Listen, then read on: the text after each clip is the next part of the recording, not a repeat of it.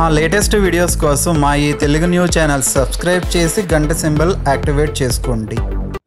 ప్రతి ఇంట్లో చిన్న పెద్ద తేడా లేకుండా అందరూ బాధపడేది అనారోగ్య సమస్యలతో. జబ్బుకు వయసుతో సంబంధం లేదు, ఎవ్వరికైనా వస్తుంది, బాధిస్తుంది.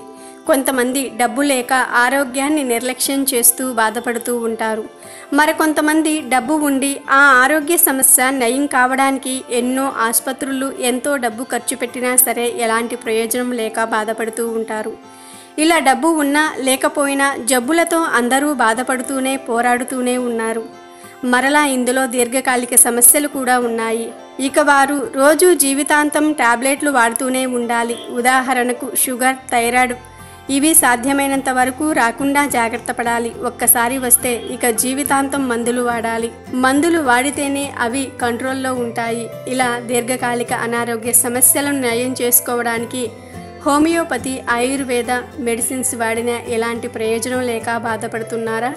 అయితే అల్లంతో మంగళవారం రోజున ఈ చిన్న పరిహారం చేయటం వలన ఎంతటి అనారోగ్య సమస్యలైనా దూరమవుతాయని పండితులు చెప్తున్నారు.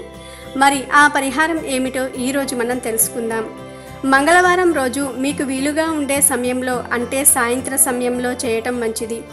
ఆ సమయంలో మీ పూజా గదిలోనికి వెళ్ళి పీట వేసి దాని మీద ఎరుపు లేదా ఆకుపచ్చ రంగు వస్త్రం వేసి దాని మీద మీరు తూర్పు ముఖంగా కూర్చోవాలి.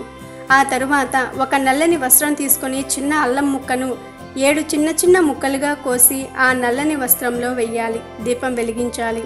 ఆ దీపంలో వత్తు అల్లంను చూస్తున్నట్లుగా పెట్టాలి. ఇప్పుడు ఆ అల్లంకు సాంబ్రాణి ధూపం కూడా వెయ్యాలి. కొంచెం పసుపు, కుంకుమలను ఆ అల్లం మీద చల్లి చిన్న మూటలాగా కట్టాలి. ఇప్పుడు ఆ చిన్న మూటను మీ కాలి బొటన వేలుకు కట్టుకోవాలి. సుమారు 3 గంటల పాటు అలాగే ఉంచాలి. 3 గంటలు అయిపోయిన తర్వాత ఆ మూటను తీసి 4 రోడ్లు కలిసే చోట పడేసి వెనక్కి తిరిగి చూడకుండా వచ్చేయాలి. ఇలా చేయటం వలన మీ అనారోగ్య సమస్యలన్నీ దూరమవుతాయి.